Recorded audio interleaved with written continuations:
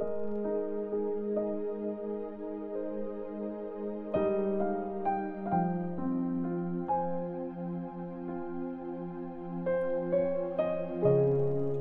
chapter 11.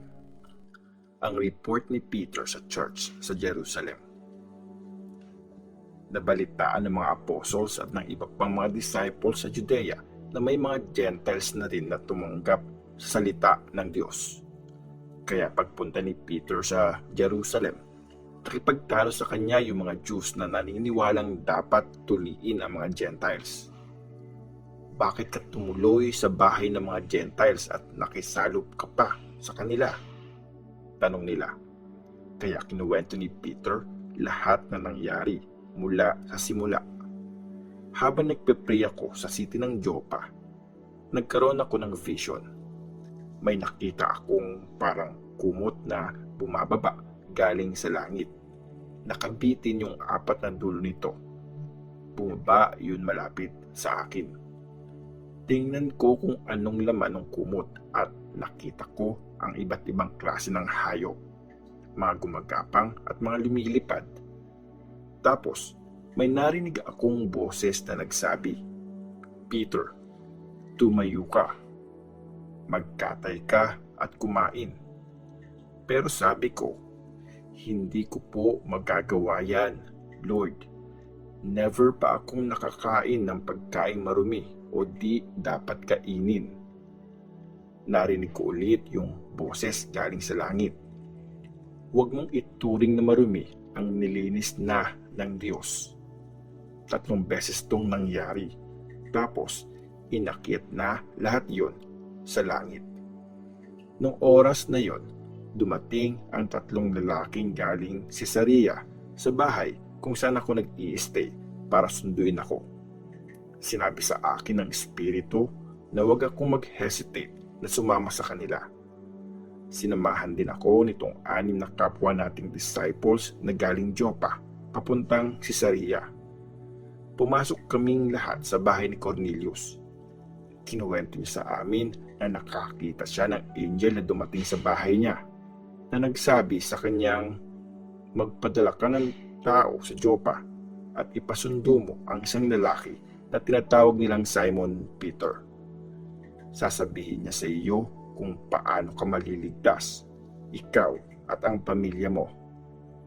At nung nagsimula na ako magsalita, bumaba ang Holy Spirit sa kanila gaya nung nangyari sa atin nung una. Tapos, naalala ko yung sinabi ng Panginoon, binaptize kayo ni John sa tubig, pero ibabaptize kayo sa Holy Spirit.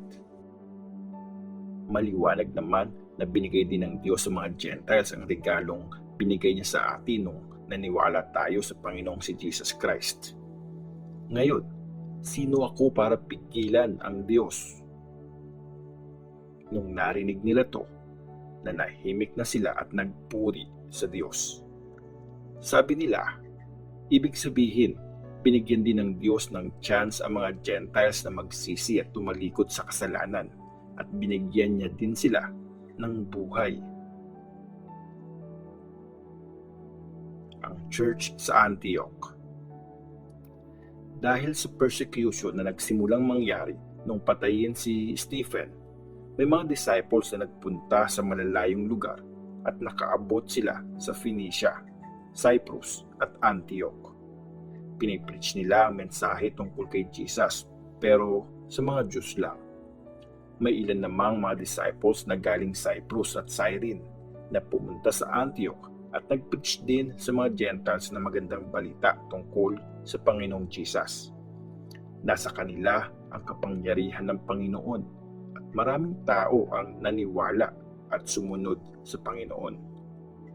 Nabalitaan ito ng church sa Jerusalem, kaya pinadala nila si Barnabas sa Antioch.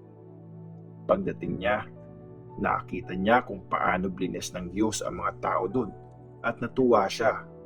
Kaya in-encourage niya sila na maging tapat sa Panginoon ng buong puso. Mabuting tao si Barnabas. Puno siya ng Holy Spirit at malakas ang faith niya. At marami pang tao ang naniwala sa Panginoon. Tapos, pumunta si Barnabas sa Tarsus para hanapin si Saul. Nung makita niya si Saul, dinala niya ito sa Antioch. Sa loob ng 1 taon, nakipagkita sila sa mga members ng church at nagturo sila sa maraming tao. Sa Antioch, unang tinawag na Christians ang mga disciples ni Jesus. Nung time din na yun, may mga prophets galing sa Jerusalem na dumating sa Antioch. Isa sa kanila si Agabus. Tumayo siya at sa kapangyarihan ng Espiritu, sinabi niya na magkakaroon ng matinding tagutom sa buong mundo. Nangyari nga yun nung panahon ni Emperor Claudius. Nag-decide ang mga disciples na ipadala ang lahat ng tulong na kaya nilang ibigay para sa mga kapwa disciples nila na nakatira sa Judea. Ginawa nga nila ito at pinadala nila ang mga naipong tulong kina Barnabas at Saul para ibigay nila sa mga leaders ng church sa Jerusalem.